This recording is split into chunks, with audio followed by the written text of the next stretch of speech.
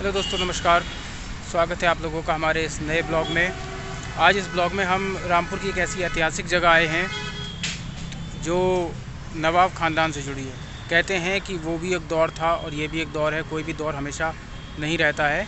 यहाँ आप ये जो मेरे पीछे पीछे ये जो आप मेरे बिल्डिंग देख रहे हैं, ये बिल्डिंग किसी ज़माने में जगमगाती रहती थी। ये नवाब रामपुर के लिए अंग्रेज़ों ने एक स्पेशल रेलवे स्टेशन बनाया गया था। जब 1865 में यहाँ से ट्रेन चलाई गई और रेलवे लाइन निकाली गई, तब नवाब रामपुर जो एक राजशाही परिवार था जिनका शासन चलता था, एक आम रेलवे स्टेशन पर जाना उनकी शान के ख़िलाफ़ था। इसीलिए अंग्रेज़ों ने उनके लिए स्पेशली एक रेलवे स्टेशन बनाया गया था, जो रेलवे स्टेशन जो मेन जंक्शन है उसके थोड़ा सा पास ही है। यहाँ नवाब की एक स्पेशल ट्रेन रखी गई थी, जिस ट्रेन में नवाब साहब आते और जाते थे।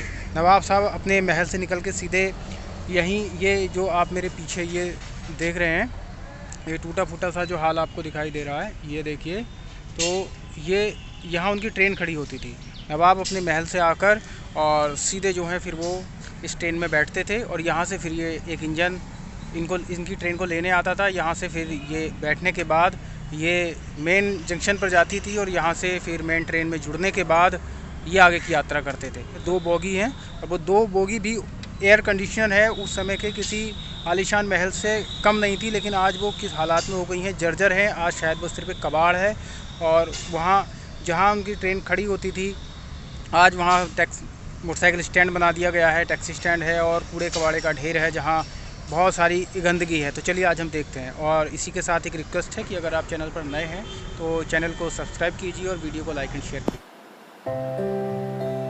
ये इमारत मेन रेलवे स्टेशन से थोड़ा सा दूरी पर है।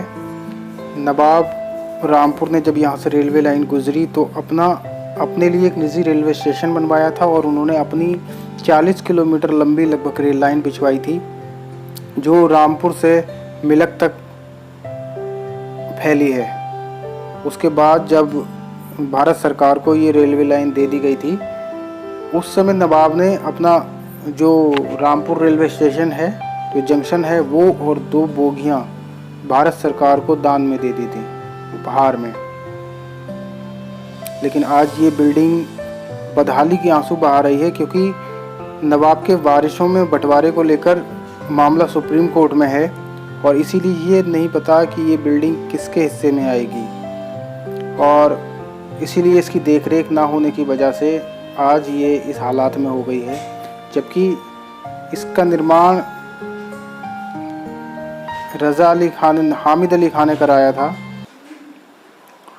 और उसके बाद रज़ा अली खान इस ट्रेन का, इस रेलवे स्टेशन का यूज़ करते रहे। कहते हैं आज़ादी के बाद भी कुछ समय तक नवाब ख़ानदान ने इसका पूरा इस्तेमाल किया था। शाही परिवार के लोग अपने महल से सीधे इस स्टेशन पर आते थे और यहाँ 24 घंटे उनके लिए 2 बोगियां तैयार रहती थीं, जो उनके स्टेशन पर खड़ी रहती थी। जब भी कभी उन्हें कहीं जाना होता था, जैसे कि बरेली या लखनऊ वगैरह कहीं जाना होता था राजशाही परिवारों को, तो वो लोग यहाँ आकर अपनी बोगियों में बैठते थे। और उसके बाद ये बोगियां फिर इन बोगियों को इंजन से रेलवे जंक्शन पर ले जाकर उस रेल में जोड़ दिया जाता था और उसके बाद नवाब आगे की यात्रा किया करते थे। ये देखिए, ये जो ट्रेन है, ये वही ट्रेन है जिससे नवाब ख़ानदान सफ़र किया करता था।